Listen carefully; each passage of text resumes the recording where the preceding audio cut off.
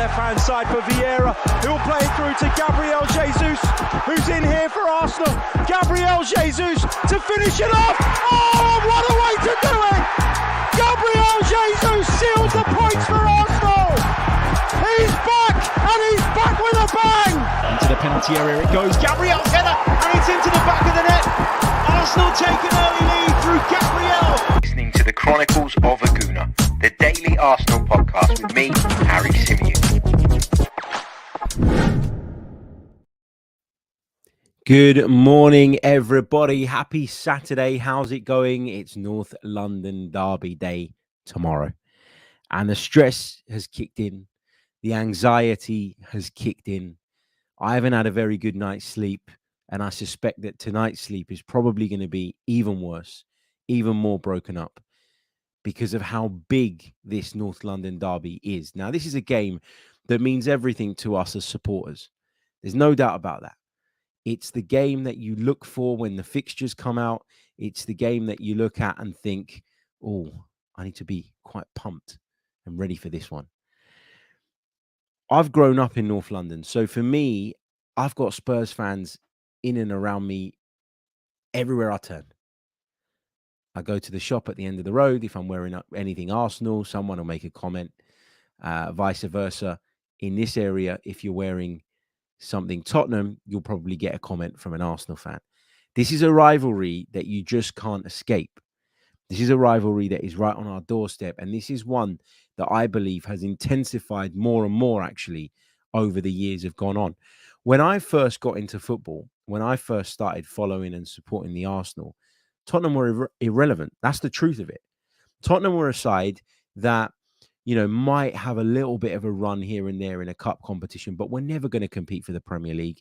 We're never really going to win the FA Cup either, to be honest with you. At that point, it was kind of League Cup or nothing for Tottenham Hotspur. Now, over the years, that gap between the two sides, not in terms of trophy count, but it has closed in that Tottenham Hotspur, particularly under Maurizio Pochettino, began to compete for a top four spot regularly. Arsenal started to lose their grip on those spaces as well at that time, and that kind of coincided. And the rivalry as a result became more and more intense and closer. We're at a point now where Arsenal are challenging for the Premier League title and Tottenham are pushing for a Champions League spot.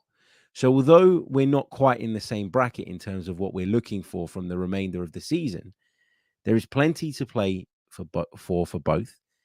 And of course, Tottenham Hotspur are a good enough side that we should pay them the respect that they deserve. And we've got every right to be feeling physically sick before this game, is what I would say to that.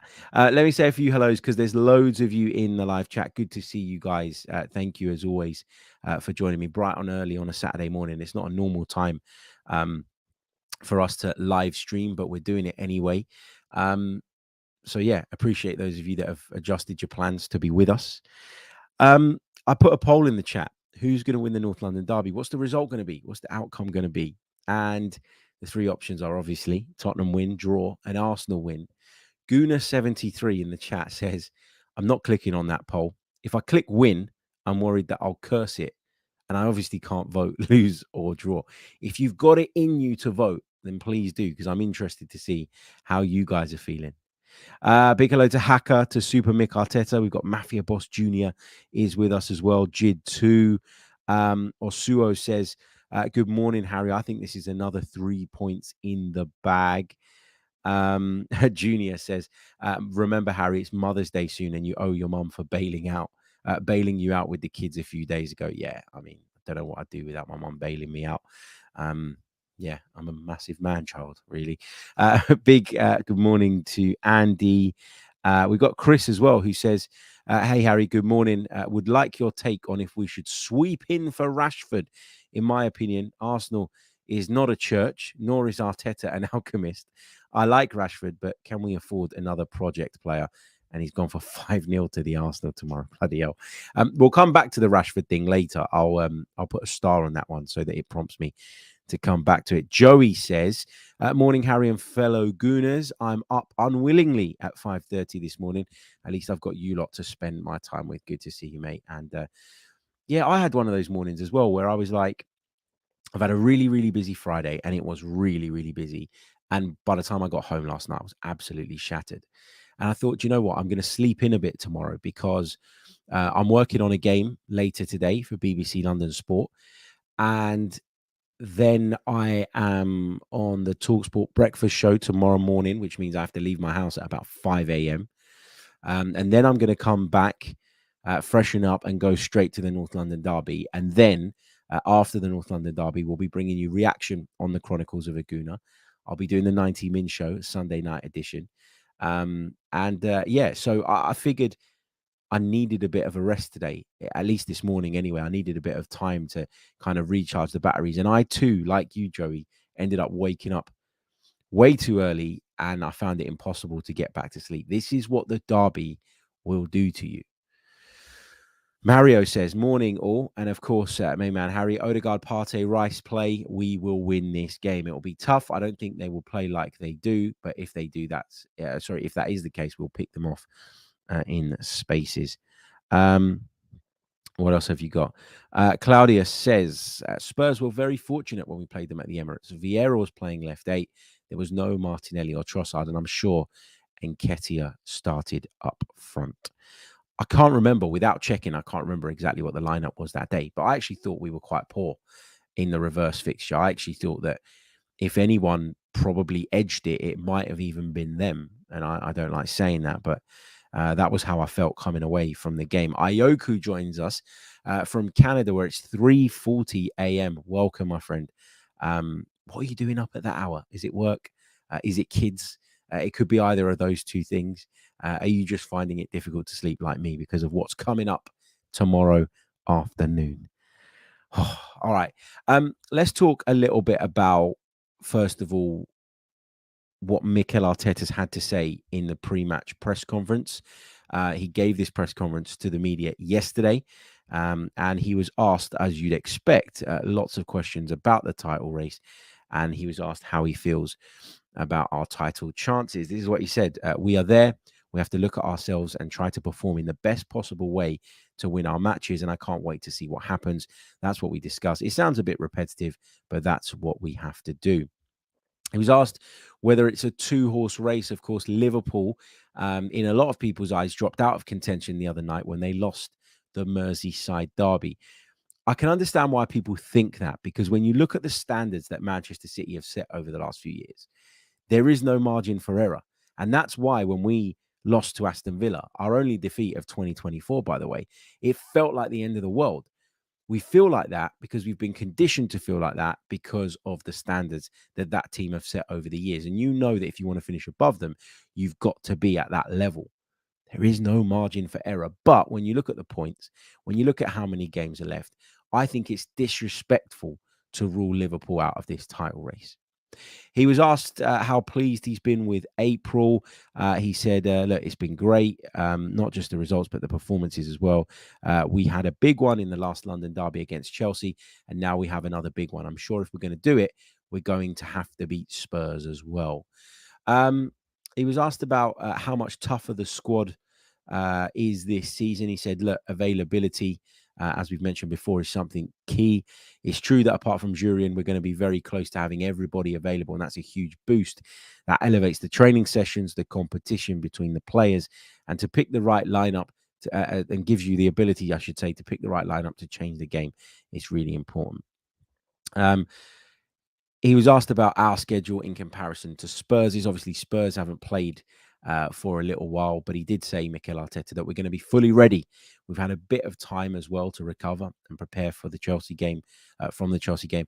I'm sure the team is going to be fully ready to go again on Sunday. So no excuses from Mikel Arteta about the schedule, about the way that the fixtures have panned out. And considering some people say that he is literally a carbon copy of Pep Guardiola, I'm really surprised he hasn't come out to talk about tiredness. Yeah, I mean, he must have forgotten to pick up on that part. He's been asked about selection headaches. He says, yes, it's a good headache. Of course it is.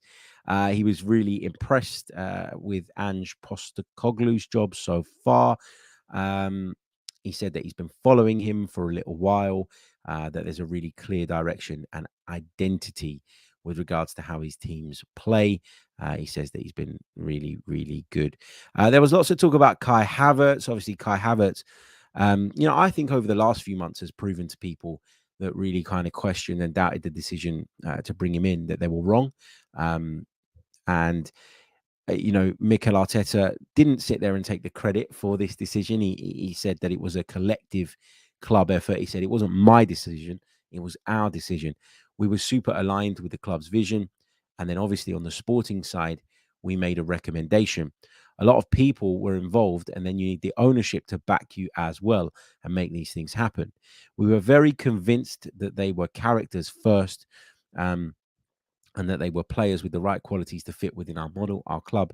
And sometimes it takes a bit of time. That's inevitable. Sometimes you're going to make mistakes. I try to minimize them, and I try to at least generate the environment and everything that the players need to fulfill their potential. So Mikel Arteta, saying that it was inevitable that Kai Havertz was probably going to take a little bit of time. And I do believe, and I'm sure you guys will agree, that the move to centre forward has been massive for him.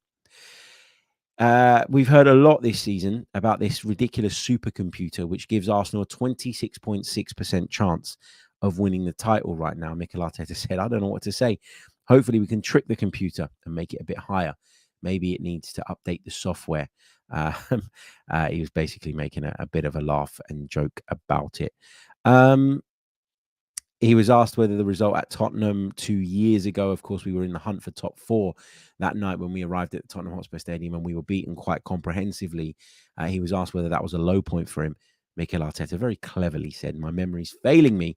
I'm more focused on the last one. That's more positive. And I love that. I love that kind of answer. He was asked whether Jurrien Timber is going to be available for the game. Jurrien Timber, of course, was in action on Monday night for the under-21s, scored a banger of a goal as well in that game. Mikel said, we have to make that decision tomorrow after the training session. He's very close, but I don't know if this has come around too early. He is very, very close now. He was asked about, Postecoglou's tactics. Will he change them? Will he tweak them? And that leads me on to a really important talking point, I think, because one of the things I've said about Spurs this season, when I've been asked to pass comment on them on other shows or whatever, is that I think they've got the right principles underpinned. I think that people keep talking about the Tottenham way, whatever that is, and that it consists of playing exciting, attacking football, the kind of football that gets the fans in the door, that gets the punters in, if you like, that people can identify to. And Ange Postecoglou has done that. He's brought that. He's brought that feel-good factor. Particularly at the start of the season, I thought that was really kind of clear. And it was like Ange mania, wasn't it? The whole league was looking at Tottenham and thinking, bloody hell. Like nobody serious. There were some people, but nobody serious was predicting them as title contenders. But people were looking at it and going, how has this guy come in and made such a big difference in such a short space of time? And does it highlight and shine a light on maybe how toxic things were at Tottenham Hotspur by the end of the Antonio Conte tenure, which I think, is an accurate way of sort of assessing what Spurs were going through and where they've come to. I do think, though, over the course of the season, when it comes to Ange Postecoglou's side, things have leveled out a little bit in that it was attack at the beginning and everybody loved it and they were blowing most teams away and they were on this incredible run of form. And then I always remember that game against Chelsea at the Tottenham Hotspur Stadium where it just felt like Spurs hit a brick wall. They lost at the time to a really poor Chelsea side, actually. Nicholas Jackson, who people have been talking about loads recently, as a striker that isn't able to apply the finishing touch, isn't as cold in front of goal as he needs to be to succeed at this level. And Chelsea went there and absolutely battered Spurs. And it could have been more. If Chelsea had their shooting boots on, if they were more ruthless, it could have been a lot more. And that highlighted, I think, not a crack, not a problem, but maybe a slight shortcoming when it comes to the application of the Ange way and the insistence on never veering away from that.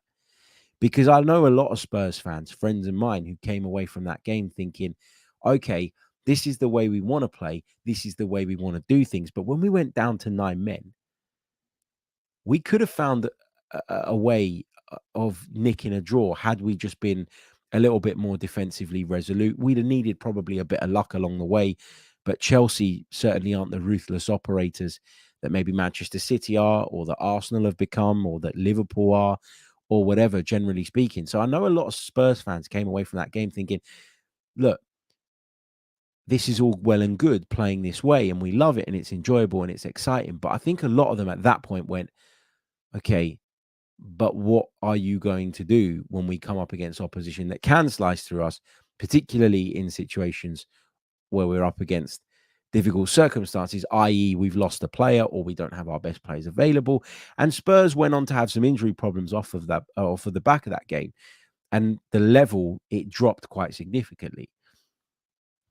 Now, I'm not saying that Ange Postecoglou hasn't done a good job or that Ange Postecoglou doesn't deserve praise for what he's been able to do. I think when you look at where Spurs were, the fact that they're in the race for the Champions League spots going into the last few games, I don't think they're going to make it, by the way.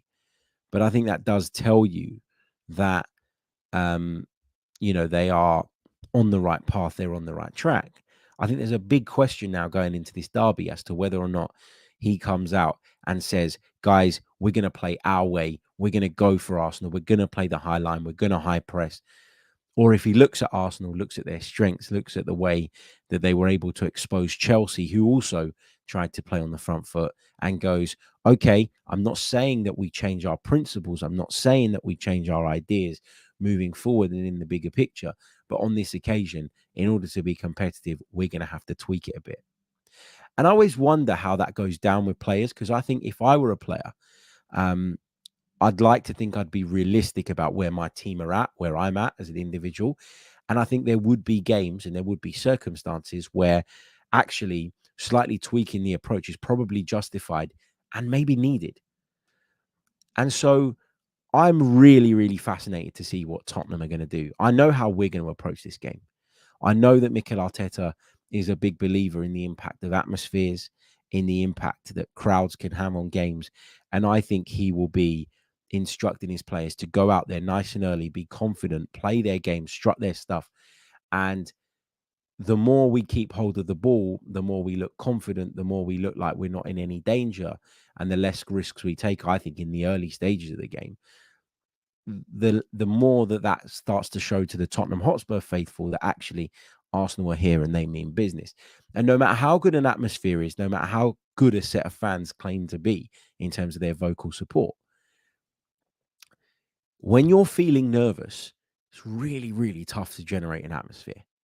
I know that from experience. The games where I'm most nervous, when I'm in the stands, I'm not singing, I'm not chanting, I'm standing there biting my nails and panicking and worrying about every single action and every single movement.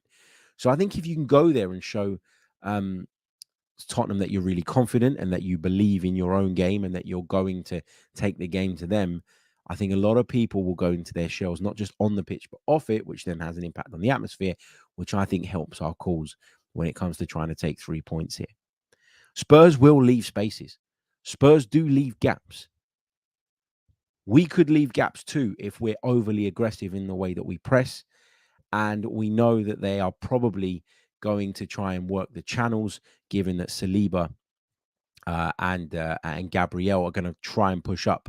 It's going to be interesting to see, whether Spurs try and pull those two guys out of position. And that's where the fullbacks roles come into it and are really, really important. And my team selection, which I'm going to share with you in a bit, is reflective of that and takes that into consideration. But yeah, I mean, there's no reason as an Arsenal fan not to feel confident. We are the better side. We've got lots and lots to play for, more than Tottenham have to play for. And listen, this is our moment and we've got to go out there and seize it. We've got to go out there and make another statement victory. And if we do, we can sit back after the game and we can watch Manchester City travel to Nottingham Forest, the side who are in desperate need of points. And yeah, there'll be disappointment if they manage to get the victory because you're running out of games and you need them to drop bloody points at some point. But what you also do is you're able to process whatever the outcome is there without feeling any regret about your role in it. And I think disappointment is much easier to process and to live with and to cope with when you know that you did all that you can. And so Arsenal need to go out and win this game. They need to. It'll be a real shame if we were to draw, for example, and then City were to go and draw. Now, it wouldn't be a disaster because you'd still be going into the last few games in the same situation, needing Manchester City to drop points, needing them to drop 2 points somewhere between now and the end of the season. But it would feel like a real opportunity missed. And I feel like if we have that disappointment of an opportunity missed, that could be enough to tip the balance even more so in City's favour. Because I think confidence at this point in the season is a really fragile thing. I think it can either be sky high and up here, or it can be really low. And I think when you know that the games are running out, any little setback, it can have a lasting effect. Now, Arsenal have proven to us this season already that they can bounce back from disappointments. They did it when they dropped points against Aston Villa. The following Premier League game, they went up to Molineux and they won. They weren't great, but they got the job done. Arsenal know that they do have it in them these days to go out and grind results. In the past, you looked at Arsenal teams and you went, brilliant side, fantastic, free-flowing footballing side. When it's all going great, it's great. But my God, when it's not, they look soft-centered. They're unable to dig in. They're unable to grind out results. I don't feel like that about this Arsenal team, but I do feel like with the games running out, we just have to win every single game. And if we get over the line as a result of that, then what an achievement that would be. To play 18 games in 2024, win 16, draw 1 and lose 1 would be some return. And we'd be worthy winners of the Premier League. Equally, if Manchester City win all their remaining games, you look at the points tally that they're going to finish on, you look at the run that they've been on since around about December, and you'd have to say that they too are worthy winners. So it's that though the margins are so fine. They're so fine. I was at the Tottenham Hotspur Stadium yesterday for some filming with Premier League Productions. I have to say, listen, I was raised by a Greek family who believe in when you go to somebody's house, you take a gift, you take something, whether that be a bunch of flowers, a box of chocolates, a glass of wine, a bottle of wine, maybe even some food. I spent the night before in the kitchen preparing a tray of lasagna, but when I got to the door, for some reason, don't know why, it was confiscated from me. But yeah, didn't even get to take it home and eat it myself. But yeah, look, it's an incredible stadium. I was standing right in front of that. Is it the South Stand? I think it is, where it's all one tier, and you can see why they can generate a really electric atmosphere at that place. And they will try before the game to get behind their side and make it as difficult for us as possible. But I really do feel like we have what it takes, given the way that we play, given the characters that we have in the group, to go there and not silence that crowd, but certainly to reduce the volume that they're outputting and producing. And if we can do that, I really do think it makes it just a football match and it levels the playing field. Because in a derby, particularly in your home derby, you're looking at the crowd, aren't you, to give you that extra bit of edge and that extra bit of something that you need maybe to go on and win it. Let's have a look at some of the PremierLeague.com statistics ahead of this one.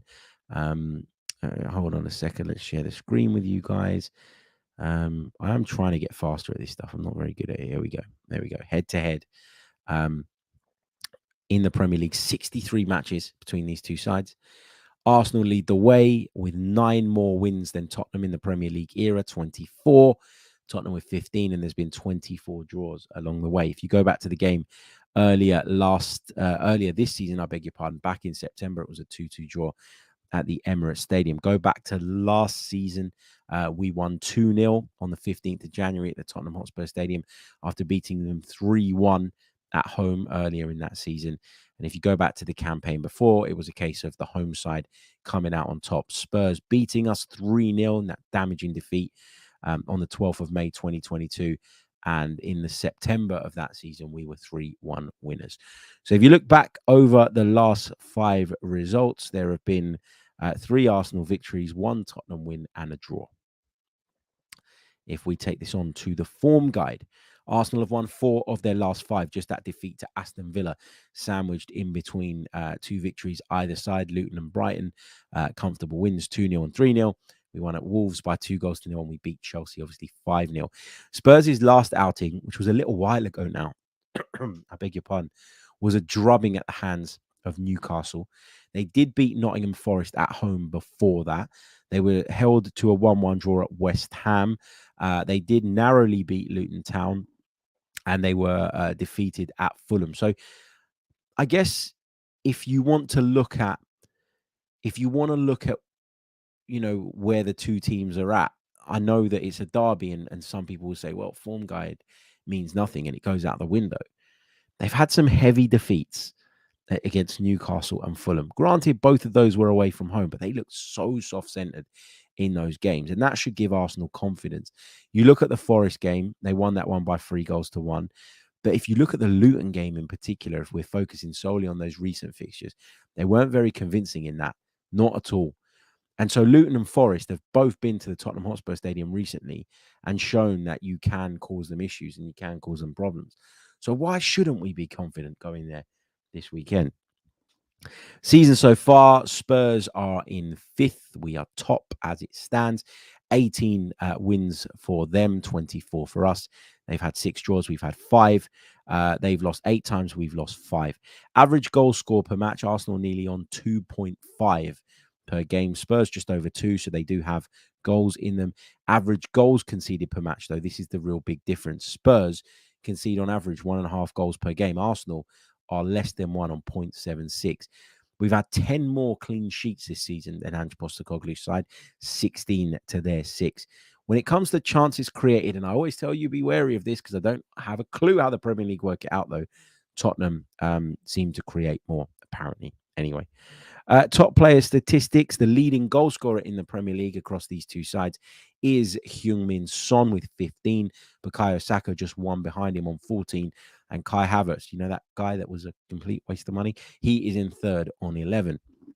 When it comes to assists, you've got Bukayo Saka and Heung-min Son joint top in that one, which is interesting. Saka on 9, Son on 9, Odegaard comes in behind them on 8. It's weird with Odegaard because he creates so much for this Arsenal team, but this season, I feel like it hasn't translated into assists. And I know that people are going to look at that because we're in a generation where people only look at stats, but do not let that fool you with regards to how impactful and important he has been to this Arsenal team. Again, this season, he's just a superb player. When it comes to tackles, Pedro Porro leads the way on 82. Declan Rice is in 2nd on 73, and Yves Bissouma comes in 3rd on 72. Right, so I've been having to think about the team that I would pick. There's a couple of debates for me. Who plays at left back? Who plays in midfield, and who plays on the left wing? We keep talking about those 3 positions as the ones that are always normally up for grabs in that side. They're obviously positions that Mikel Arteta feels more confident rotating in than some of the others. That's probably to do with the personnel that he has available to sort of call off the bench. But the team I'd go with is the same one that played against Chelsea the other night. Raya in goal, White, Saliba, Gabriel, and Tomiyasu across the back.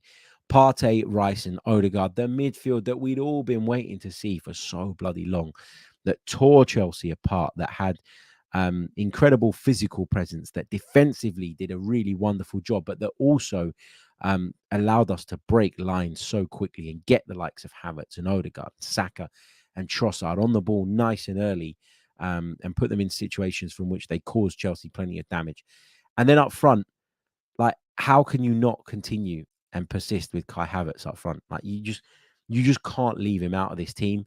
Unless there's a problem, unless there's something that we don't know about, he needs to be starting this game because he's just been fantastic. He's been really impactful, both in the build-up, defensively from set pieces, offensively from set pieces, and he scored another couple of goals the other day as well. which means his confidence will be sky high. Leandro Trossard, listen, I've questioned at times whether or not he's better from the bench, whether he's just that type of player that is more effective when he gets thrown in at a certain game state and is able to go on and impact the game that way. But again, form dictates that he's got to play. He scored the opener against Chelsea. He scored the opener against Wolves. He's just popped up with some really important goals throughout the course of the season. He's a clinical finisher, and I really, really want to see him in the starting lineup. It's harsh on Gabriel Martinelli, who I think probably has a part to play in this game at some point because of how he stretches teams and his running power. But I just think in a game like this, I'm at the point now where I'm not calling for Martinelli to start because Trossard has done so much that he deserves that opportunity. Some would argue, as Oysin does in the chat, that maybe Martinelli's running power and ability to sort of pin fullbacks back could help us in dealing with maybe Pedro Porro. Whoever plays on that left-hand side is going to have to do plenty of defensive work. But the reason I want to see Partey and Rice in that midfield is that if we do see that Spurs are creating overloads on that left-hand side, and that Tomiyasu is having to live with a winger but also a fullback coming forward, having Partey in the middle gives you that flexibility to say, okay, Declan, you go out there and you support a little bit on that left-hand side. And that's why last season I thought our midfield was so effective when Partey, Xhaka and Odegaard were all fit, because Partey, and he's not quite there yet in terms of full fitness, but Partey was strong enough on his own to say to Granit Xhaka at certain points in a game or when we were dealing with particular threats, go out and support the left back. Go out and support the left winger. It's why we were able to carry Alexander Zinchenko's lack of defensive ability throughout most of last season. I'd argue that in the end it caught up with us, but that's the difference between having somebody like Thomas Partey in the midfield and not having Thomas Partey in the midfield. So that's my starting 11 to face Tottenham tomorrow. Let me just run you through that one more time for those of you listening on audio. Raya in goal. White, Saliba, Gabriel and Tomiyasu across the back. Partey, Rice and Odegaard in midfield. Saka, Trossard and Havertz in attack. Have you got any questions? Get them in. We'll take as many of those as we possibly can before we sign out. I've got a couple that were sent through on X, which I want to touch on as well. So get those in now. Let's take this one from Jid, who says, seeing your lineup, if you were to make one change that wasn't Tommy or Trossard, what would it be? I mean, I'm not massively against Jorginho playing in midfield. I think that Jorginho is someone that's been really helpful to us this season. I'd argue that away from home against Spurs, you want Partey more than Jorginho. But if Jorginho was named in the starting 11 for any reason, I'm not going to be sitting there going, oh, what a disaster. He had a bit of a disaster game in the reverse fixture earlier in the season. But Jorginho, for me, has shown over the course of the season that he can be trusted. So that would probably be the one that I'd maybe make. Everything else, though, for me, has to stay like that. That is the best Arsenal team available to us right now, in my opinion, and that's what I'd go with. Z says, "Hey Harry, good morning. In your opinion, based on Arsenal's record at the stadium, how they perform, etc., which one is the harder fixture for Arsenal? Are you talking about Old Trafford as well? Talking about Man United and Arsenal? I think they're both tough games, man. I really, really do. I'm just kind of hoping that maybe Manchester United, are look, Man United are not going to win a Champions League position.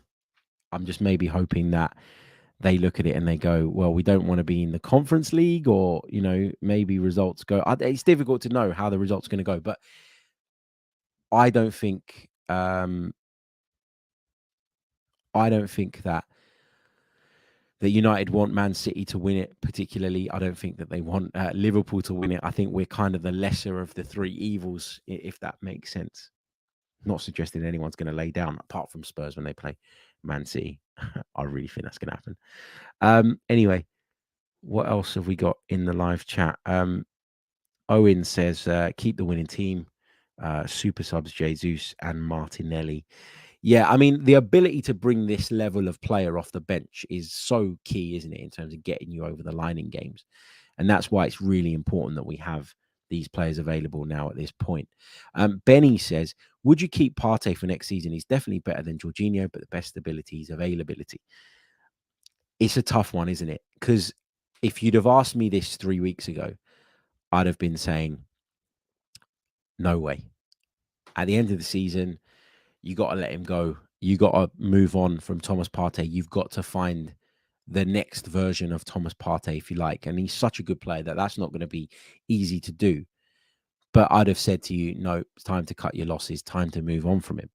If Thomas Partey has a really massive part in a run-in that then sees us go on and win the Premier League title, how are you going to feel about just letting him go? Or trying to get like a very sort of minimal amount of money for him in the summer? I guess you need to be ruthless. I guess you need to be able to make those decisions when they come in order for you to do really, really well as a team and as a club, and to constantly, you're not going to get everything right, but to get as much right as you possibly can. But yeah, I mean, I'd be tempted if he's to stay fit for the remainder of the season and keep showing what he showed against Chelsea, I'd be tempted to say, let him go into the final year of his contract then. Don't sell him now. Let him go into the final year of his contract. And I'd imagine that by the time that contract comes to an end, we'd be in a position to go out and get someone who can come in and fulfill that role. At the end of the day, guys, and this is the thing I keep saying to people, how much do you think that we're going to get for Thomas Partey in the summer if we were to let him go, given the injury issues that he's had? You know, you're probably going to be lucky if you get 10 million for Thomas Partey. And that's not reflective of his quality as a player. That's because he's had injury problems for the best part of 3 seasons now. He's not at an age where a club's going to drop a big amount of money on him and be willing to take that gamble or risk. Thomas Partey is probably going to be quite content with that as well, because I would argue that whatever deal he gets next in his career, he's not going to be on the wage that he is at Arsenal. So if he was able to get another year, squeeze another year out of earning whatever it is that he's on, which is quite a substantial amount of money, I'd imagine he'd be probably quite content with that as well. It's another year in the Premier League. Yeah, I think that unless a mega offer comes in the summer from maybe a Saudi club or something like that, then I think you just let him run down his contract, because the money you're going to get in is going to be minimal. It really, really is. And people won't accept that and will maybe argue with me about that. But I really do believe that's the case. Right, let me take a couple of your questions that were sent over on X. First one comes from Matt Randolph. Which team do you think will benefit the most? Tottenham from having 2 weeks rest following a bad result, or Arsenal, who have the momentum but could be suffering from some potential fatigue? Well, I think the fatigue thing is a thing, but I think if you can't find that bit of energy when you are chasing a title, then you never will. So I'd expect the players not to use that as an excuse. We've already highlighted that we've got some good options from the bench that can help us freshen it up. And if you go back to the game against Chelsea, we did manage to take a few players off around about the 70th minute mark and give them a bit of a breather and a bit more recovery time ahead of this one. So I'm not going to use that as an excuse. Unless I watch them play and think, my God, physically, we're not at the level, then I'm not going to be bringing that up. John Knott says, should the Merseyside derby be a warning for our players to make sure that we turn up and play? Absolutely. A derby is a derby and anything can happen. I would argue that Liverpool went into the Merseyside derby in a worse state than we're going into the North London derby, but it is a warning sign. You're right that we should be taking this game very, very seriously, and I'm sure the guys are. I'm sure they are. Okay, in terms of my prediction for this one, I'm going to go for Tottenham Hotspur 0, Arsenal 2. That is my prediction. So I fancy Arsenal to go out there and win. I'm hoping they go out there and win. I think we're certainly good enough to do it. I'm hoping that we have a bit of a rub of the green on the day, and we get the result that we desperately need as we chase this Premier League title. Oh, man. The more I talk about it, the more nervous I get.